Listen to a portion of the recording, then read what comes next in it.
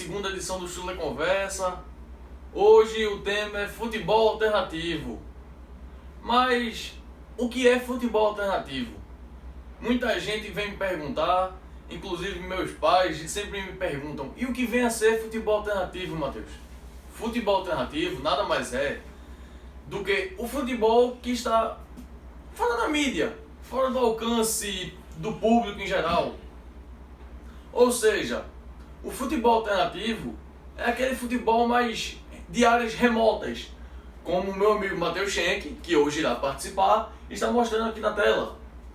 Alguns exemplos: por exemplo, futebol no Tajiquistão, tem futebol no Turcomenistão, futebol em boa parte dos países da África, já que a maioria deles nunca disputou uma Copa do Mundo. Na América Central, por que não?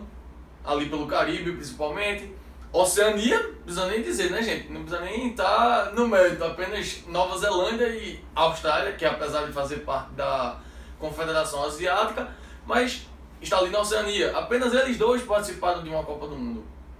Então, vamos prestar atenção no papo de hoje? Lembrem, se inscrevam no meu canal, ativem as notificações e deixem seu like aqui no vídeo. Meu primeiro contato com futebol alternativo foi ainda lá na infância, quando eu comecei a ler tudo mais, compreender o que era o futebol também, né? Comecendo, assim como vocês também certamente conheceram na infância. Eu, quando conheci o futebol na infância, foi uma coisa bem curiosa, porque sempre pegava a parte do jornal de esportes.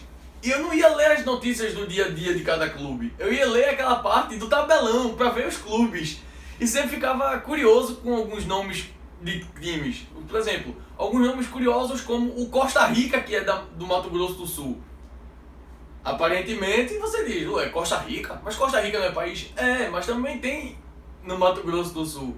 Tinha outros nomes também muito curiosos, inclusive aqui no futebol pernambucano, mas que eu não sabia que era nome de cidade na época. O Itacuruba, por exemplo. Deixa eu ver outro exemplo que poderia encaixar. Não sei exatamente, uns times. Pronto, Palmas. Eu não sabia exatamente que era a capital do Tocantins, mas eu ficava: ué, Palmas não é aquilo que a gente faz quando aplaude? Mas tudo bem, depois que eu descobri e tudo mais. Mas assim, eu fui vendo que esses times não tinham tanto espaço na mídia. Quando eu fui começando a ter mais acesso com a internet, aí eu fui percebendo que esses times precisavam de alguém para valorizar. E quando eu comecei a acompanhar de fato futebol, com acesso à internet em casa, que ainda, desculpem mais novos aí, eram tempos de internet de escada, a gente não podia usar a internet durante todo o dia da semana, porque senão gastava muito o telefone. Eu só usava nos fins de semana, e ainda assim dividindo com familiares e tudo mais, não tinha muito acesso. Acabei conhecendo um ano que foi o antro do futebol alternativo, que foi o ano de 2004. Por quê? O Once Caldas da Colômbia foi campeão da Libertadores, um time que assim não era conhecido em geral, porque só tinha os mais tradicionais, os times de Cali e os de Medellín, que era o Atlético Medellín e o Deportivo Cali, eram mais tradicionais. Mas assim, o Once Caldas também foi uma surpresa. Aí o campeão da Champions League foi o Porto, um time de Portugal sendo campeão, tendo os outros grandes europeus em evidência. E a final foi contra o Mônaco. Quem é o Mônaco, assim, na relevância, gente? Assim, foi o antes do futebol alternativo. Conversando comigo, aqui ó, Matheus Schenck, do Nonsense Football, que também é um grande jornalista e entusiasta do futebol alternativo, e que comentou sobre como é sua rotina, como um fã, né, de como começou e como é dar espaço na mídia, inclusive no canal Nonsense Football. Ei, Matheus, beleza? Tudo tranquilo? Pois é, o gosto por futebol alternativo é uma coisa que, no meu caso, vem desde criança. Eu lembro particularmente de assistir um Novo Hamburgo e Pelotas pelo Campeonato Gaúcho de 2001. É um dos primeiros jogos que eu tenho recordação de olhar. Inclusive, o primeiro jogo que eu fui no estádio, na minha vida, foi um São José de Porto Alegre e São José de Cachoeira. Então o interesse por esse futebol longe dos holofotes é um negócio que vem desde cedo. E justamente por isso, por serem histórias muito legais de contar Eu sou um jogador frustrado, confesso para vocês. Quis ser jogador de futebol, não consegui, virei jornalista esportivo para contar histórias. E essas histórias são muito legais de serem contadas. Eu lembro, por exemplo, de algumas do nosso blog que eu falei com um brasileiro que jogava na seleção de Hong Kong, falei com um cara que trabalha no clube do campeonato estoniano, que passou todas as 33 rodadas do torneio nacional sem vencer ninguém.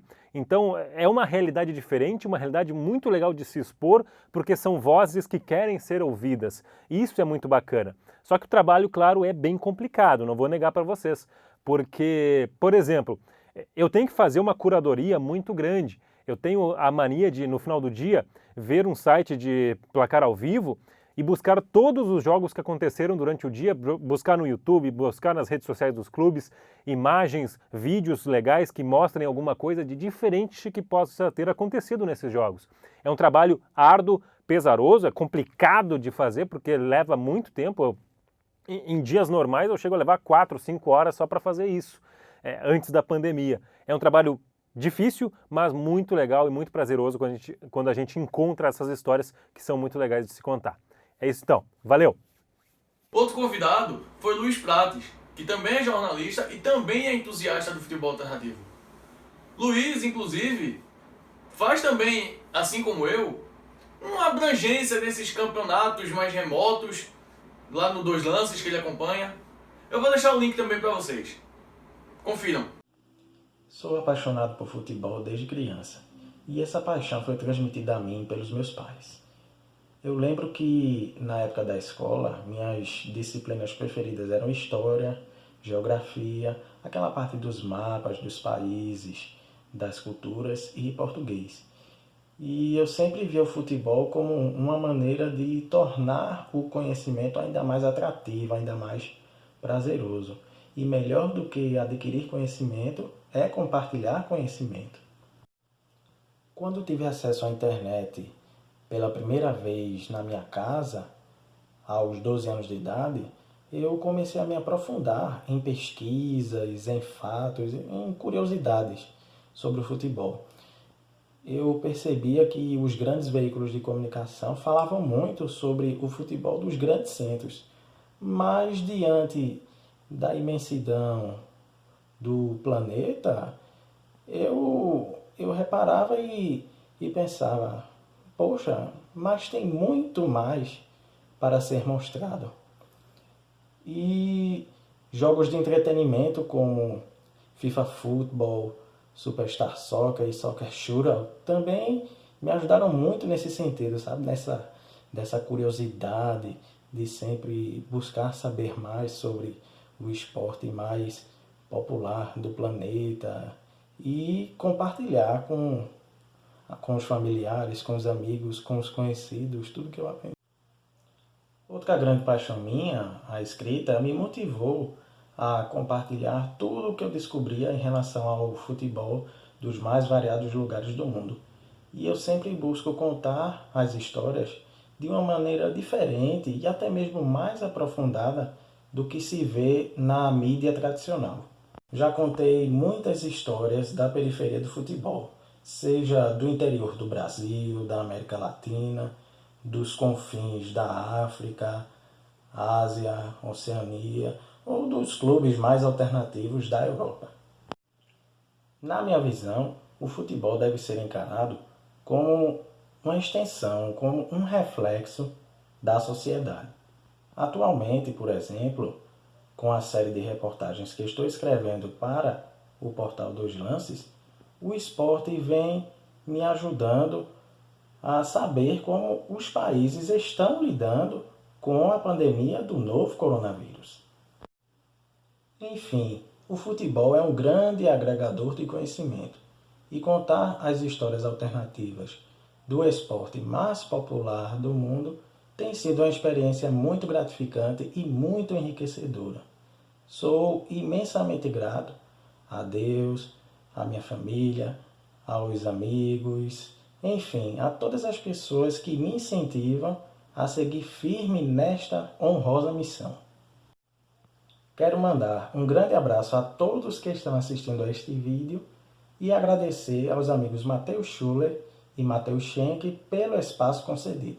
Valeu, pessoal. Um grande abraço. Fiquem com Deus. Pronto, pessoal, é isso. E aí? Eu acho que certamente vocês não devem ser tão entusiastas de futebol alternativo e tudo mais, mas passem a ter outros olhos do futebol alternativo. Vocês podem ganhar um pouco mais de bagagem em geopolítica, em história, no futebol. É isso, acompanhem. Eu indico 4 canais lá no Twitter. Revista Série Z, Última Divisão, Nonsense Futebol, inclusive, e o grande Parâmetro SC. Esses 4 eu vejo como uma grande referência no tema futebol alternativo. É isso. Se inscrevam no canal, deixem seu like no vídeo e ativem as notificações. Valeu, até a próxima edição do Schuller Conversa.